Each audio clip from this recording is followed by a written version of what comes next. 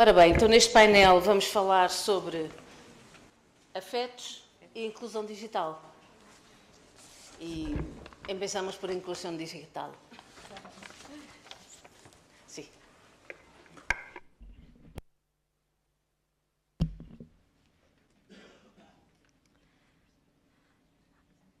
Buenas tardes. En primer lugar, muchas gracias por contar con la Fundación HelpAge International España hoy aquí. Y también disculparme que voy a hablar en español porque mi portugués es terrorífico. Entonces, no me atrevo con este público a hablarlo. La Fundación HelpAge International España nació en 2008 y nacimos como fundación en 2012. Formamos parte de la red internacional de HelpAge International, que actualmente somos 199 organizaciones en 99 países, lo cual nos da una perspectiva muy global en relación a las personas mayores, porque nosotros solo trabajamos con personas mayores y derechos. Por eso, cuando nos invitaron a este congreso organizado por un despacho de abogados, no lo dudamos ni un segundo. Aparte de que hay mucha relación, yo creo que entre Portugal y España, y hay que hacer más conexión. Yo les he venido a hablar hoy de digitalización. Como bien han dicho al principio, la digitalización está transformando nuestras sociedades y la forma en la cual nos relacionamos y vivimos. Muchas cosas de las que están pasando hoy aquí no serían posibles sin la digitalización. Las videollamadas para organizar este congreso, que nos están siguiendo por redes sociales, la posibilidad de proyectar o incluso este micrófono. Y esta digitalización también nos abre nuevas puertas, nuevas oportunidades para la comunicación, acceso a servicios, participación y también, no podemos olvidar, acceso a derechos. Pero también nos plantea retos. Como bien sabemos, nadie nace sabiendo, y eso implica que tenemos que ir cambiando y tenemos que ir adaptándonos. Portugal, como bien decía el fundador, tiene una población de personas mayores bastante amplia, siendo el 24,1% de la población es mayor, y su esperanza de vida media con unos 82 años, que es bastante alta. De hecho, las mayores yo creo que de la Unión Europea y del mundo. Y otro dato que es muy importante es la feminización de esta vejez. La vejez, sobre todo, tiene un rostro muy femenino y también la población portuguesa son un poquito más las mujeres, siendo el 52% de la población frente a casi el 48% de hombres. En este sentido, es importante que sabemos que Portugal, igual que todos los países de la Unión Europea, están muy comprometidos y ha avanzado mucho en conectividad y acceso a servicios digitales. Pero la brecha digital, muy conocida por todos, muy escuchada en periódicos, sigue siendo la realidad de muchas personas en el día de hoy. Según datos actuales, en Portugal, solo una parte de este grupo usa el Internet de forma regular y muchas se enfrentan a barreras como falta de competencias digitales. Importante que cuando hablamos de competencias digitales es saber usar esos dispositivos, no tenerlos, porque pueden tener un móvil, un portátil, una tablet, pero no saber cómo funciona. Hay veces que nos enfrentamos a ese falta de conocimiento del arte, a lo mejor de la tecnología, igual que a lo mejor un artesano puede manejar un torno y a mí si me piden que maneje un torno, por mucho que lo tenga, no voy a saber hacer nada, pues muchas personas, sean mayores o no tanto, porque yo también me enfrento a muchos problemas de digitalización, enfrentan estas barreras en cuanto a competencias digitales. También hay cuestiones como las narrativas de los medios de comunicación que hacen que el miedo a la tecnología sea excesivo. Todas hemos escuchado cuando cojas un teléfono, ten cuidado, no digas hola, no digas algo así por si graban tu voz. Si te mandan un SMS, cuidado, a ver qué qué persona te lo está enviando. Hay mucho miedo y una narrativa en relación a ese miedo que hace que tampoco nos sintamos cómodas y cómodas con la tecnología. Y también la dificultad para acceder a dispositivos adecuados. Igual que yo a lo mejor hay un bolso que es más cómodo para mí que otro, a lo mejor un dispositivo es más cómodo para mí que otro. No es lo mismo, y creo que algunos de la sala lo entenderán, tener iPhone que tener Android. Cambia mucho el sistema operativo y eso también nos puede dificultar el acceso. La exclusión digital implica una exclusión social y una exclusión de derechos. Dificulta cuestiones como el acceso a la información. Todos sabemos el derecho a la información y en España está el derecho a una información veraz. No sé si en Portugal también es el derecho a una información veraz. A la administración electrónica, que nos da acceso a servicios. A la banca online, que sabemos que es un problema internacional, el cómo ahora muchos bancos te manejas con ellos a través de plataformas digitales, o incluso en la comunicación con familiares y amigos, como hemos podido ver a través de la pandemia, que sufrimos todos esa falta de conexión y esa falta de apoyos y vínculos que luego os hablarán en el siguiente panel más detalladamente.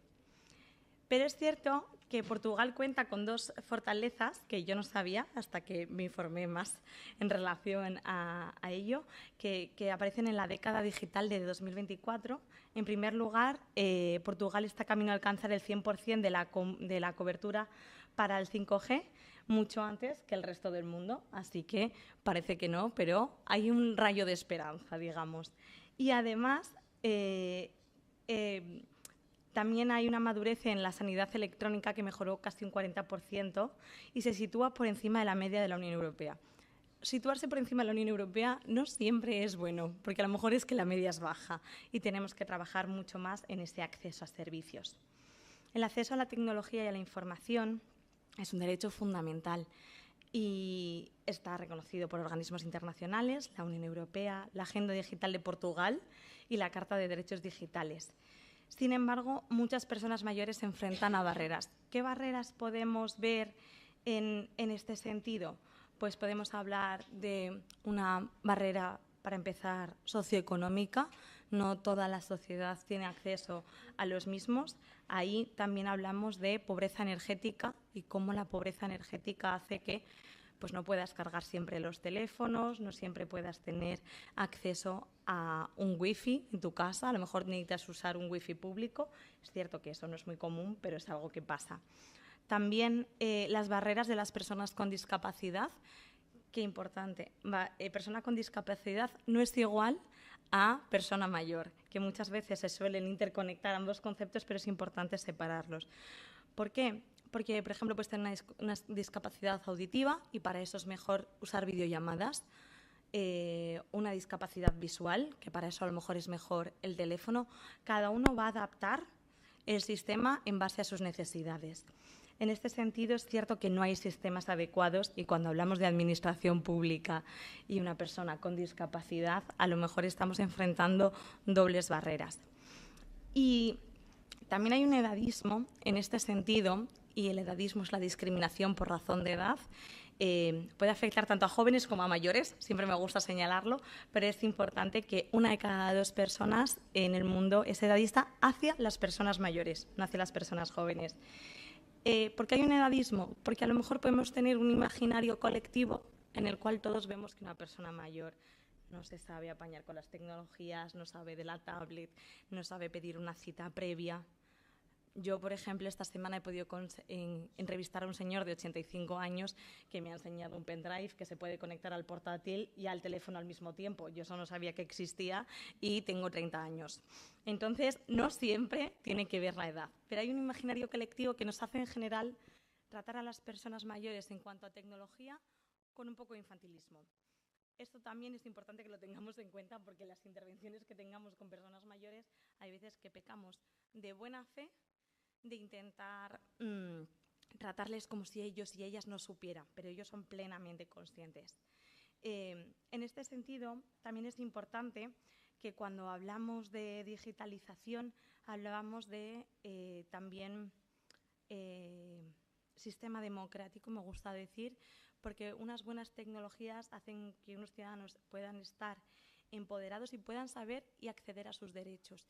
En este sentido, todo el mundo somos plenamente conscientes de las noticias falsas o las fake news y el tema de la desinformación y cómo, por ejemplo, una persona mayor, a lo mejor, porque salga una noticia en determinado periódico, ya la va a creer y a lo mejor hay que ver las fuentes de ese periódico porque el periodismo, y lo siento por los pobres periodistas que están aquí en la sala, hay veces que no siempre tiene esas fuentes o se han basado en parte de algunas fuentes que no deberían. También en esto vale por canales de WhatsApp como cadenas de WhatsApp de mensajes reenviados que no revisamos bien y que las personas mayores a lo mejor se lo creen y por eso deciden que una medida sanitaria o algo que le han dicho en un grupo de WhatsApp que es salud y van a tomar esa medida, luego les perjudica. Hemos visto algunos casos.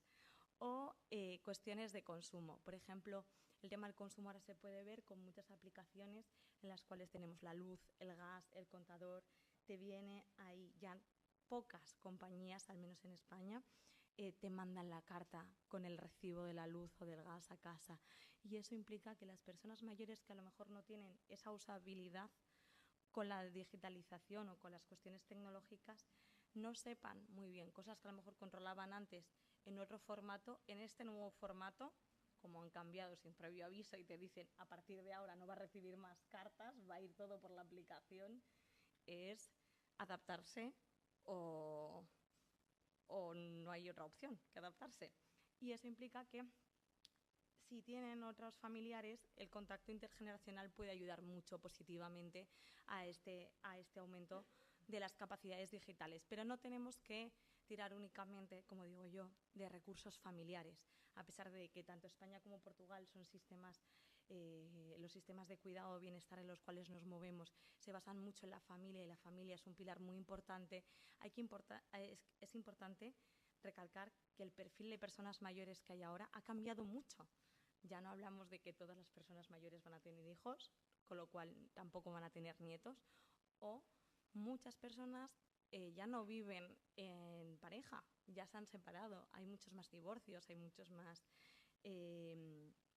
separaciones. Y eso es importante, porque cuando hablamos de red familiar que nos puede ayudar, a lo mejor nos encontramos una red más pequeña de la que había tradicionalmente.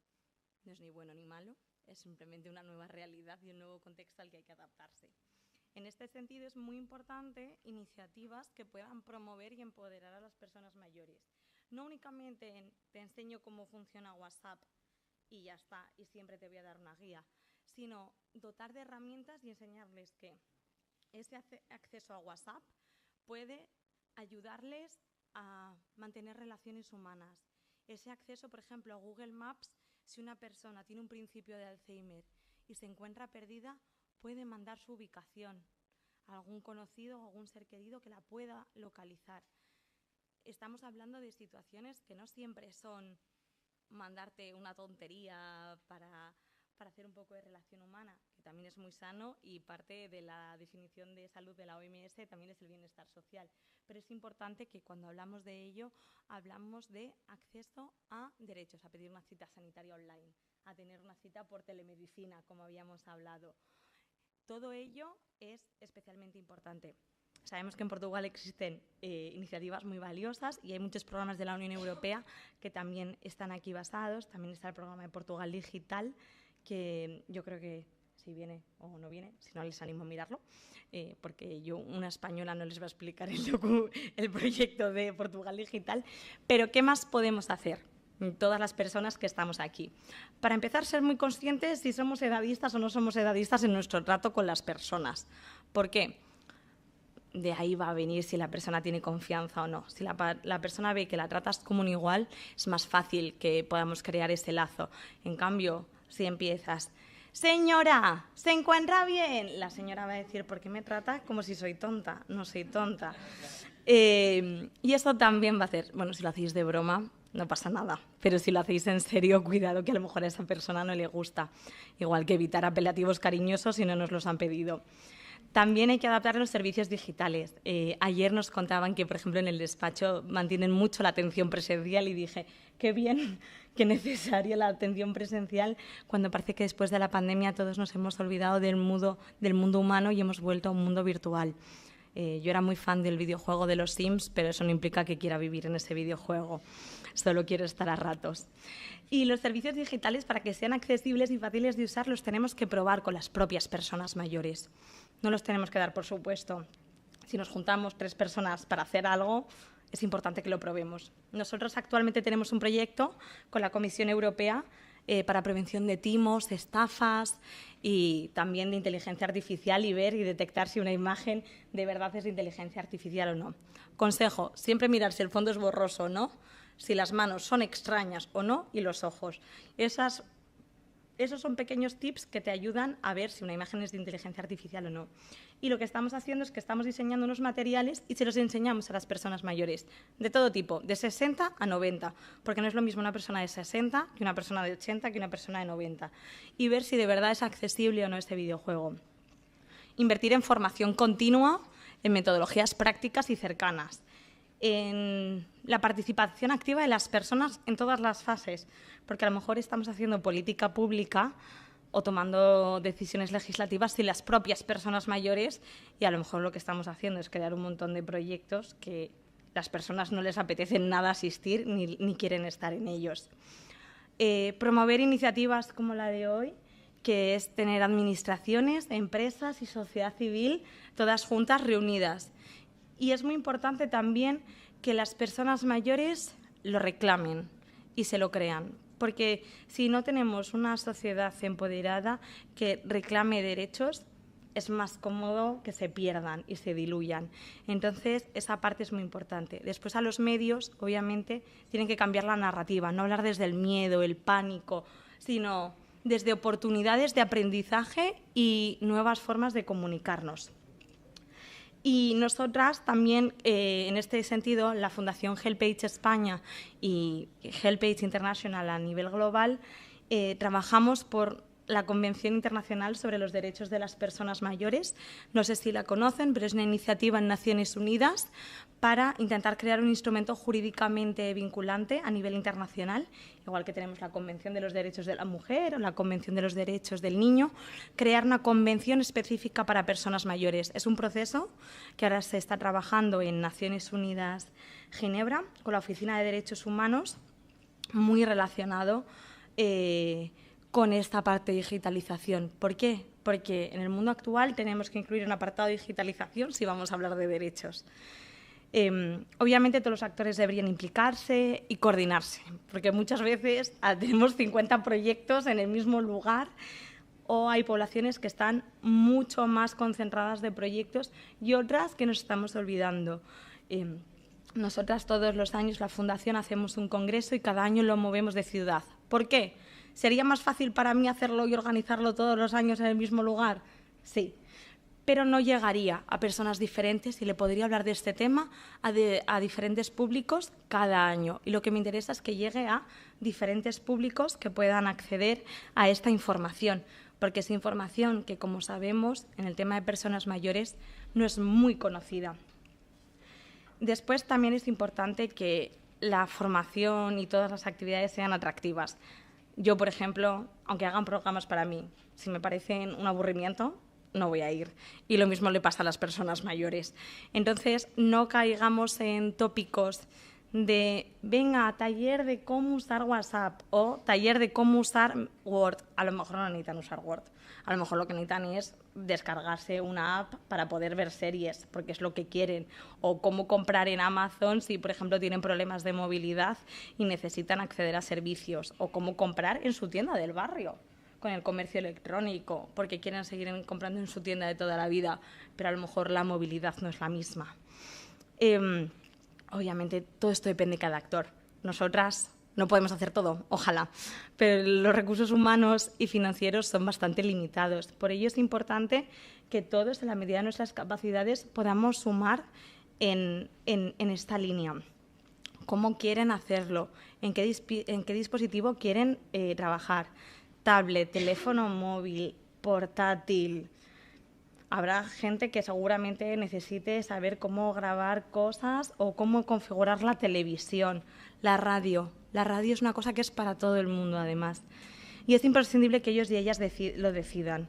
También es cierto que tenemos una brecha de género en las personas que acceden a esta formación, y es que a los hombres en general les da más vergüenza asistir a las formaciones en cuanto a digitalización que a las mujeres. Las mujeres van y nosotras tenemos algún taller y nos encontramos que las mujeres nos dicen: explícamelo a mí, yo ya se lo explico a mi marido, pero es que no quería venir él a preguntar.